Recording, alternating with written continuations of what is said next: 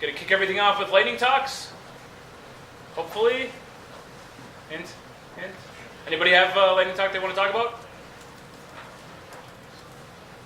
Crickets. Yes. You said I get a t-shirt? You get a t-shirt, see? T-shirt. What's on the back? Go! They were graciously donated and designed by TrackIF. Boys at TrackIF. What's the goal of the console.log there? I don't know. All right. Not sure. I don't have my laptop with me, so I'm going to risk boring you all for the chance at a t-shirt here. My name's Stan Silver. One of my hobbies I dabble at home is just doing software philosophy. So I'm going to present two philosophical questions. The first philosophical question is, what's the best way to capture the software development process on paper? Is it by a process, first do A, then do B, then do C? Or is it by a collection of values, principles, and rules? That's the philosophical question. Before 97, most of you don't remember this, we thought it was process, so you got all sorts of different processes. Between 97 and 2003, I think most people switched over to capturing the software development process by a collection of values, principles, and rules. And we ended up with Agile and all the variations of Agile. Now, so that's kind of a done deal. The second philosophical question I'm going to pose, and I don't really have the answer to it, and I'm just going to pose the question. At what level do you capture this collection of values, principles, and rules? Does the software industry have one collection of values and principles and rules to follow? Does each company have one collection of values and principles and rules to follow? Does each project have one collection of values and principles and rules to follow? Or does every single person, every single programmer have their own collection of values, principles, and rules to follow? Which one would work the best? I think it's a combination of all of them, isn't it? You got the answer yourself. Yeah, it's a great discussion point. So get together. I don't know. I mean, I've been a software architect. You've been there too, Michael. It's just like it just combines, and I don't think you can dictate something from the get-go. It's pretty tough. Right. Man, I know here at Sport Engine we have a set of guiding principles and values and rules and everything that we adhere to on kind of a kind of a broad company spectrum, and we really try to infuse a lot of that into our products as well. But at what point does a value shift from A to B, from that macro to that micro level, right? So I think those can be different. Yeah, Scott. I think as far as Scott, talk louder. I think as far as the principles, I think as far as the values go, when it comes to the actual coding styles and patterns and such, a lot of it follows the platform that you're developing for. Say if it's for a backend platform or for an Angular platform or for some other sort of MVP, MVC, whatever platform. Those principles are pretty much heavily suggested by that platform, and your solutions should follow those patterns to deliver the outcome for that platform. And I think that the point where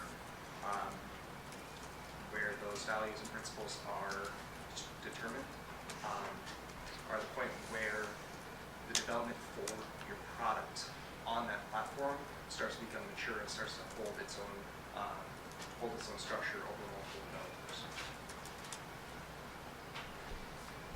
Yeah, Chris. I think that personally, you can kind of follow the law of levels on that. Every single person has their own value system. And I think that because every person has their own value system, they're very likely to spill that over onto other value systems because you started yourself. So to me, I would say that you have a value system, your community has a value system, your company has a value system. And if you look at each of them, they're all going to have some level of influence on how you write your code. Carson, come on, you gotta chime in. Not to put you on the hot seat, but I'm gonna put you on the hot seat. You've been the guy that's kind of led the vision and, you know, everything of this company for the last Yeah, that's a good attitude there. 3 dozen years.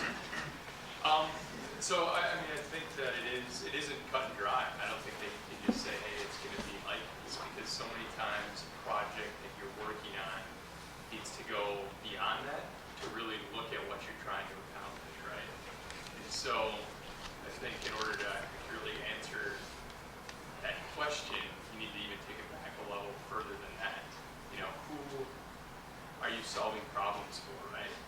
Understand that, and then that's going to lead you to the solution, and based on the solution that you're trying to, the problem that you're trying to solve, that's gonna help formulate that.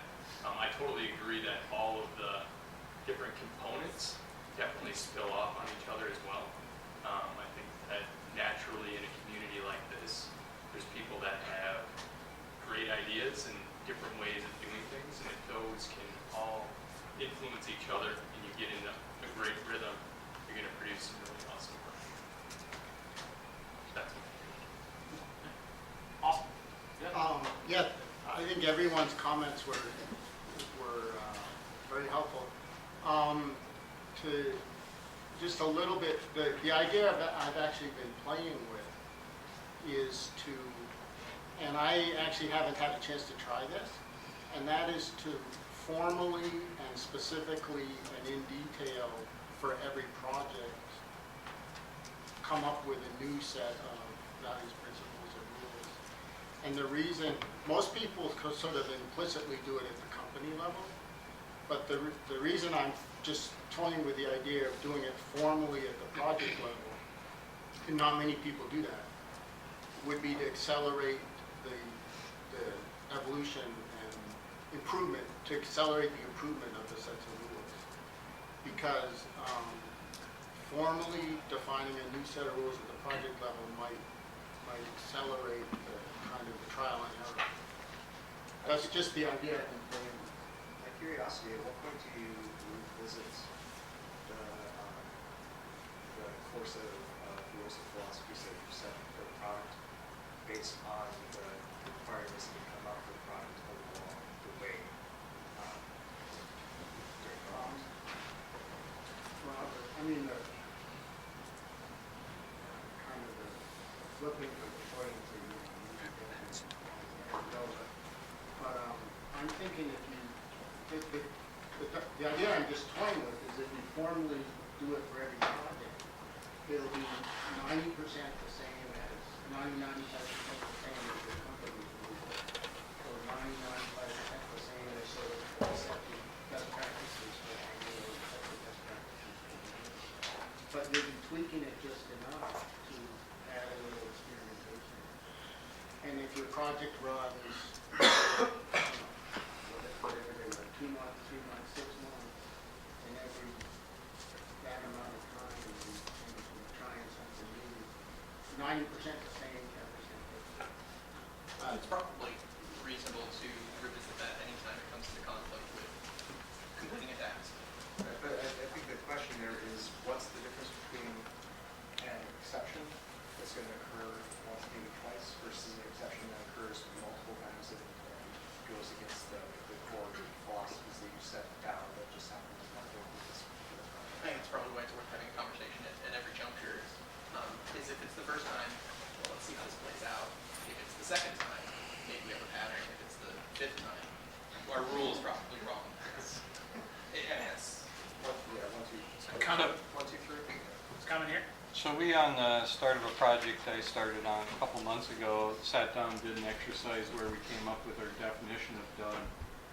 And what we said is, as we embark on this project, what does it mean for us to be done, and what are the things we're going to agree to do as a group? So that led us to 100% test coverage on our JavaScript, I think 85% line and 100% branch, 100% method on the Java side. There's things like we don't leave an iteration with to-dos in the code, so it becomes one of those cleanup things. And it's been a good exercise. It takes focus to keep revisiting it and see, because we'll drift naturally. It's not one of us, but I think that's kind of along the lines of we all had input into what our definition of done was, and then once we nod and agree, then we're all signed up for it. We're all committed. So you formally did it for the project. Correct. It's been a good exercise. I mean, we started from the ground up with our test coverage and things, and that's been good. Cool. Anybody have any other comments? No? It's great questions. I mean, it's something that I feel that could probably be debated and discussed at length.